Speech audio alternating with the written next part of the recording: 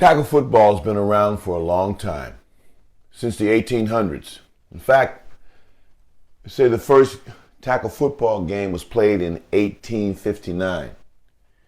And now today, tackle football is the most popular sport in our country, and its popularity is indeed spreading across the world.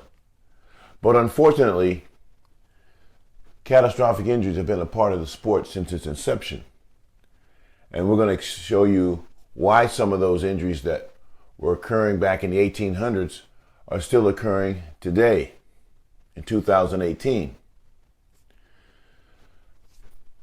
Back in 1905, tragically, 19 football players lost their life across the country from football-related injuries.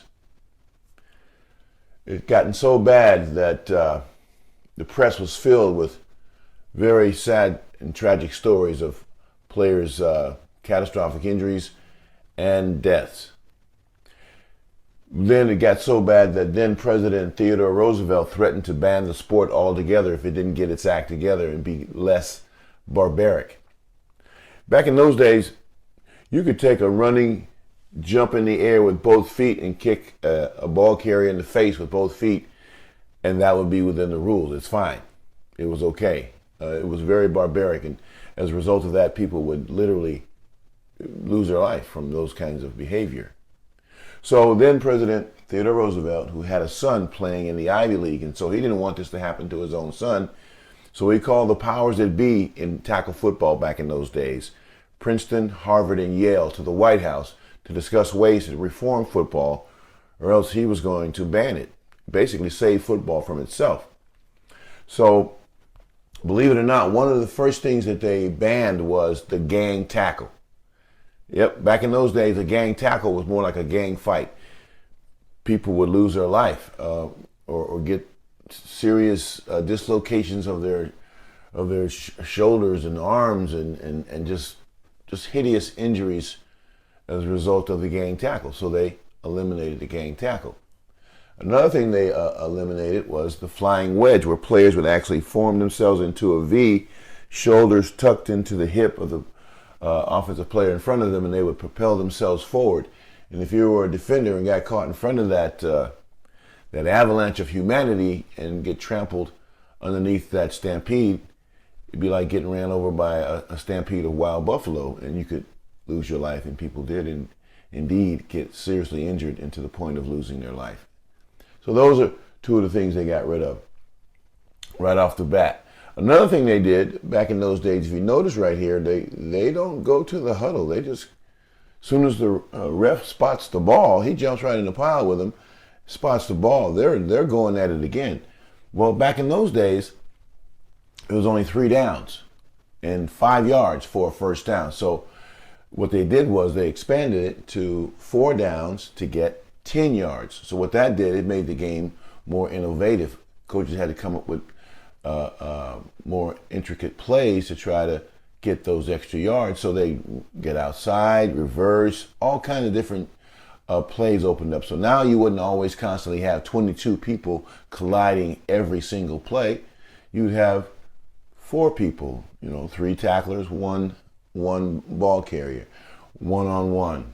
So it cut down tremendously on the impacts to the brain, definitely, to the head, to the neck, injuries to the spine from the head-on collisions constantly, okay?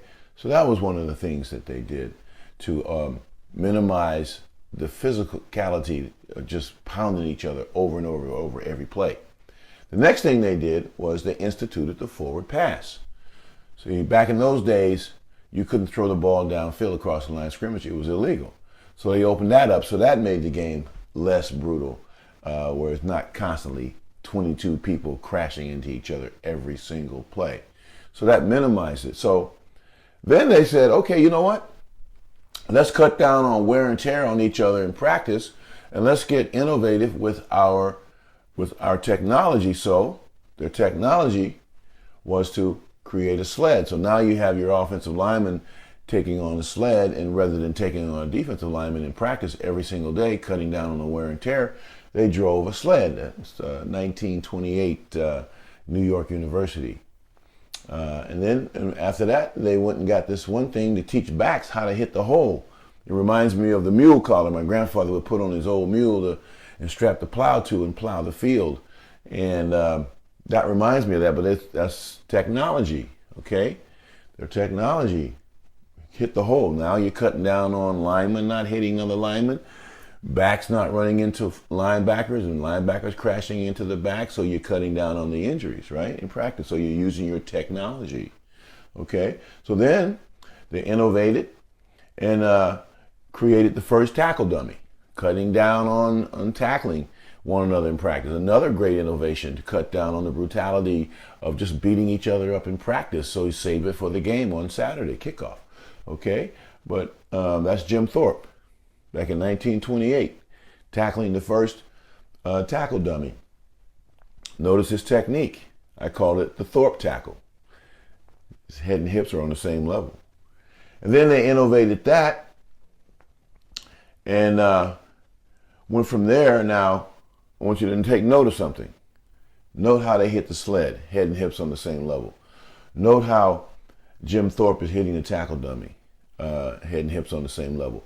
Note how the ball carrier is hitting the hole, head and hips on the same level. So as a result of approaching things like that, they got cracked skulls. And so to remedy the cracked skulls, they created the helmet. This guy's actually hitting the side of a barn with his helmet, with his head. Notice his head and hips are on the same level, but also notice the gentleman behind him in the hats and coats. They're smiling because I guess he didn't crack his skull, so they're envisioning selling millions of helmets because his skull didn't crack. But look at his body posture, okay? Then they got even more innovative and said, okay, yeah, we cut down on hitting each other in practice by tackling a tackle dummy, but it doesn't emulate people. So let's get one that's moving. Then they created this moving tackle dummy, this apparatus. But notice how they're hitting it. Okay? All right? And then, okay, so now we're hitting tackle dummies and moving or not. It's not moving like a person, so we still need to scrimmage because it cuts down on missed tackles in the game. We have to actually tackle live bodies. So to do that, they created the apron pad to cover their bodies to cut down on the sheer pounding from one another when they did scrimmage.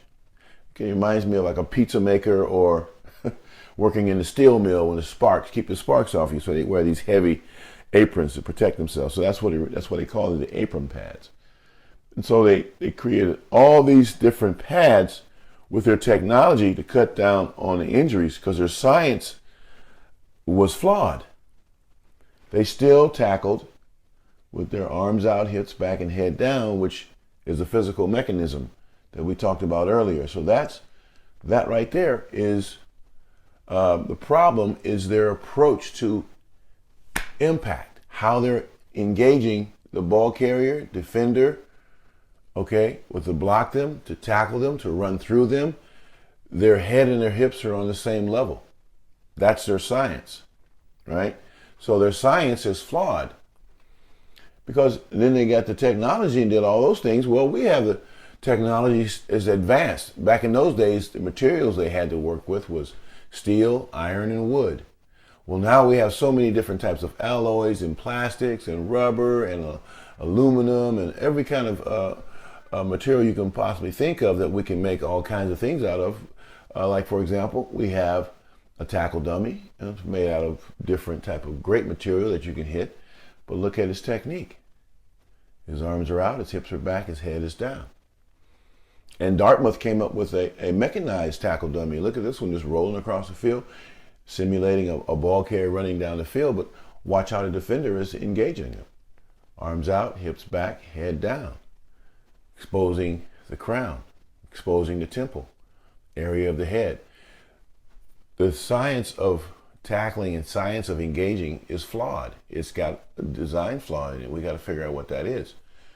Okay, and as now you look at it right here, we have all kinds of gear. You know, they came up with shoulder pads and helmets, and they came up with the apron pads and everything.